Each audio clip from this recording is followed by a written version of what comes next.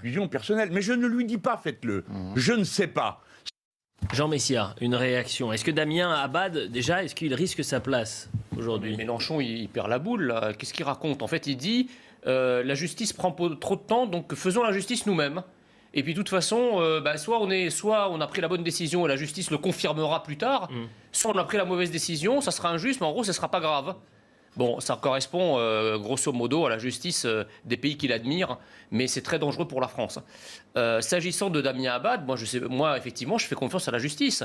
Il y a une plainte en cours, je ne sais pas si c'est faux, je ne sais pas si c'est vrai. Je ne vais pas, comme certains journalistes, s'ériger en procureur de la Sainte Inquisition pour aller condamner quelqu'un par avance.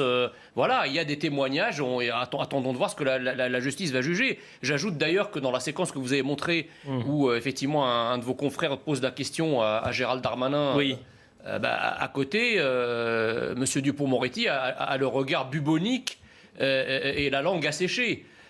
Parce qu'effectivement, si on débranche un ministre uniquement sur des accusations, lui, ça ferait belle lurette que son électrocardiogramme politique devrait être à plat. Or, il est toujours là. Il y a Et pour Éric Zemmour, surtout. Madame Hamel ignore que l'élection législative est une élection nationale et que d'ailleurs, il n'y a pas de critère de résidence exigé quand on se présente à la députation, puisque la loi est une loi nationale et ceux qui la votent sont donc des députés nationaux de la nation, ne sont pas députés d'un territoire. Voilà. Donc déjà, il faut connaître un petit peu la tradition et les institutions de la Ve République. D'abord parce que dans les territoires où ça se passe, ce sont des territoires partiellement ou entièrement remplacés. Donc effectivement, ça ne peut pas voter Éric Zemmour. Mais en tout cas, dans les territoires où effectivement ces phénomènes-là ne sont pas encore là, les habitants n'ont aucune envie de les voir venir. Donc effectivement, c'est un vote préventif en quelque sorte. Ils votent Éric Zemmour, ils votent pour des partis nationaux et patriotes précisément pour éviter le funeste destin d'autres villes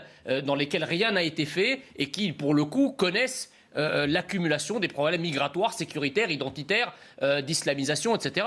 Voilà. Non, mais c'est-à-dire, c'est vrai que Éric Zemmour, comme d'ailleurs le Rassemblement national, il bénéficie quand même d'un traitement médiatique qui est pour le moins scandaleux. Ça tire à boulet rouge. Regardez, moi je me suis mis quand même, j'ai été surpris de la différence de traitement entre les réactions à Pape Ndiaye, à la nomination de Pape Ndiaye en ministre de l'Éducation nationale, et celle d'Éric Zemmour.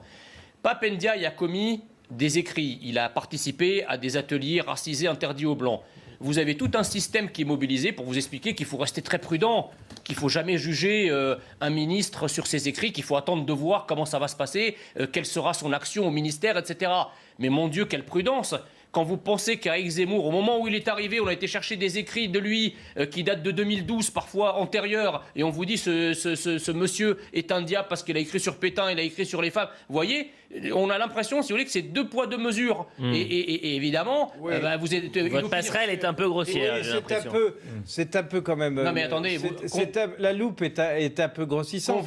Convenez quand même que les pincettes qu'on prend avec M. Ndiaye et ses écrits, on ne les a pas pris avec Éric Zemmour et encore moins avec Marine Le Pen. Monsieur Devers, je suis parfaitement d'accord avec vous. Alors pourquoi le ministre de l'Éducation nationale n'en a-t-il jamais parlé ?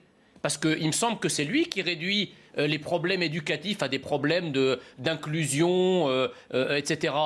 Il n'a pas parlé de l'effondrement du niveau.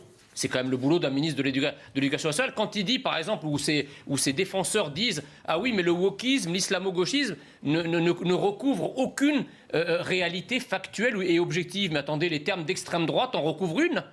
Quand le même système traite la terre entière d'extrême droite à chaque fois qu'on a le malheur de défendre l'identité française ou de combattre certaines immigrations nuisibles à la France et qui balance des termes de fascisme, d'extrême droite, de nazisme, d'antisémitisme.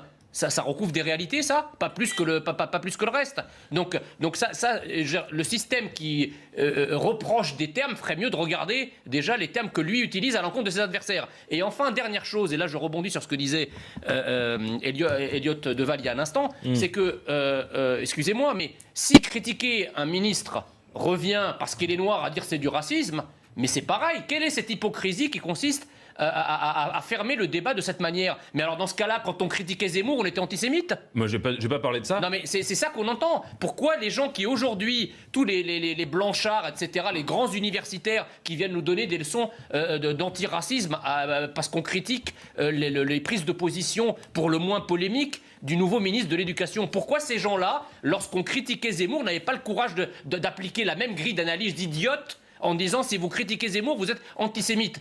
Zemmour, qui, comme on l'a rappelé tout à l'heure, a fait quand même 53% des voix en Israël. Donc s'il était antisémite, ça poserait quand même un certain problème. Là, avec la nomination de Pape Ndiaye, ministre de l'Éducation nationale, et de Rima Abdul-Malak, qui est son équivalent au ministère de la Culture, le gouvernement Borne les a déjà toutes dépassées, si vous voulez, à ce stade, les bornes. Donc voilà, ça c'est la première idée. La deuxième idée, si vous voulez, c'est les procès en compétences. Alors on vous dit, vous n'avez pas le droit de critiquer M. Pape Ndiaye, parce que vous comprenez, c'est un universitaire brillant qui est diplômé de Sciences Po, qui est agrégé d'histoire. Mais c'est marrant parce que quand on a effectivement des parcours universitaires et académiques tout aussi riches, mais qu'on prétend défendre l'identité de la France, qu'on prétend défendre la souveraineté de la France, on vous dit, mais attends, et que donc vous avez les mêmes diplômes, on vous dit, mais attendez, c'est pas parce que vous avez des diplômes que vous pouvez pas être bête. Et vous pouvez pas avoir tort, vous comprenez? Donc l'instrumentalisation à la fois de la question raciale dans le cas de Pape Ndiaye est très intéressante par le système. C'est-à-dire que moi, par exemple, je défends des valeurs et je défends des idées totalement opposées à celles de M. Pape Ndiaye. Je suis d'origine étrangère, j'ai un bac plus 13. Vous croyez que ça fait de moi, auprès du système, quelqu'un de crédible? Pas du tout. Parce que je suis jugé sur les idées. Et le fait que le système médiatico-politique soit en désaccord avec mes idées, eh bien, ils en profitent, pour toutes les attaques. Là, il n'y a pas de racisme. Il ne se pose pas de la question de savoir si moi-même je suis d'origine étrangère ou pas. Il n'y a pas de racisme. Donc là, j'ai le droit à tête de chameau, tête de nul, etc. Ça passe crème. La deuxième chose, c'est que sur les diplômes, c'est pareil. Je suis diplômé de Sciences Po Paris, je suis ancien élève de l'ENA, je suis docteur en économie. Vous croyez que le fait d'avoir ça au regard du système médiatique, ça suffit? Mais c'est pas une question de diplôme. Donc le problème, il n'est pas là. Il est ni un problème de race, ni un problème de diplôme. Et enfin, je termine mon propos. Quand M. Pape Ndiaye parle de la question noire, moi je suis révulsé par de tels propos. Parce que la question noire, ça me rappelle la question juive. Et vous savez tous très bien à quoi ça fait référence. Donc moi, je n'aime pas la racialisation de ces questions et de parler de ces choses de cette façon qui rappelle pour le coup les heures les plus sombres. Je pense que nous sommes dans un pays ouvert et que vous avez accès à la parole et qu'on vous écoute, on vous respecte dans votre parole, même si on ne partage pas vos idées. Monsieur le ministre, je pensais que vous aviez une sagacité quelque peu supérieure à celle que vous venez d'exprimer. Le fait d'être sur un plateau de télévision, oui, effectivement, c'est du quantitatif. Oui, mais la manière dont on est traité sur un plateau... c'est du qualitatif. Non, la manière dont on est traité sur le plateau de télévision... on est traité par qui? Mais attendez... Regardez, Liot Dival vous traite très bien. Alors, attendez... C'est étrange de toujours dire sur les médias du service public, que ce soit sur France Télévisions, sur France Inter, etc., vous croyez sincèrement que lorsqu'Éric Zemmour est interviewé, ou que Marine Le Pen, ou que Nicolas Dupont-Aignan sont interviewés sur ces médias, ils sont traités de la même manière, avec les mêmes sourires mielleux que d'autres candidats, comme par exemple Jean-Luc Mélenchon? Bien sûr que non. Tous les Français le savent.